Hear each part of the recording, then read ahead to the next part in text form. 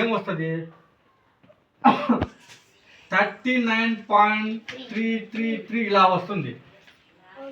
ఇలా వస్తున్నప్పుడు మనము ఏం రాస్తామంటే 39.3 బార్ పైన బార్ కొడతాం.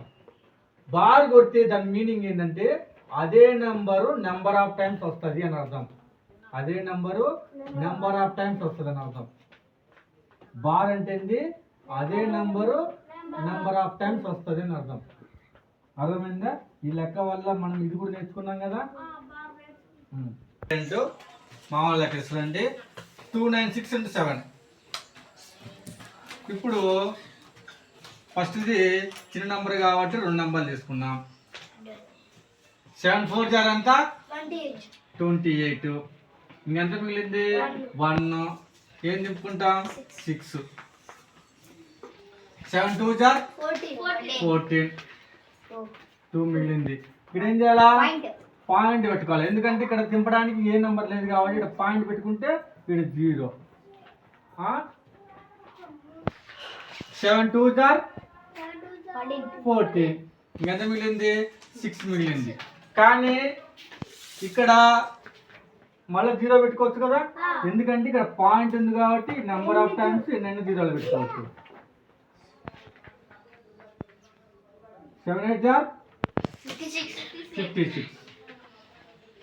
ఇంకెంత మిగిలింది 4 మిగిలిందా, మళ్ళా 0 పెట్టుకోవచ్చు.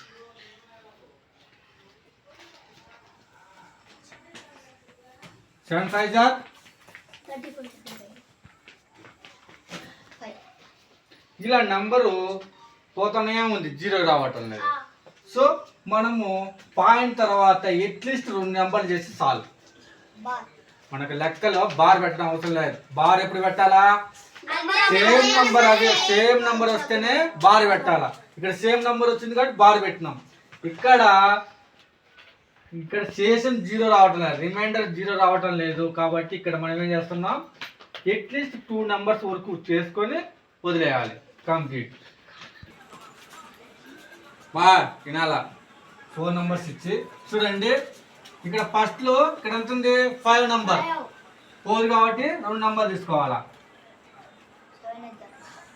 7 8 జార్ ఎంత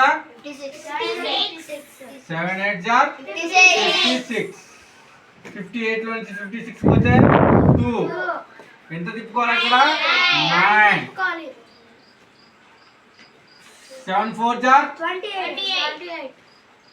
28. 1. ఇక్కడ ఏం తిప్పుకోవాలి 6. 7 2 జార్ 14. 2 తిప్పుకున్నా. ఇప్పుడు ఏం చేయాలా, ఇక్కడ పాయింట్ పెట్టుకొని వీడు 0 చేసుకోవాలా, అంతే కదా. తర్వాత 7 2 జార్ 14. 6. అర్థమైందా? తర్వాత 0 పెట్టుకోవచ్చు. మళ్ళా 7 8 జార్ 56. సో ఇదే ఇలానే వస్తుంది కాబట్టి ఇంతటితో కంప్లీట్ చేయొచ్చు. అర్థమైందా?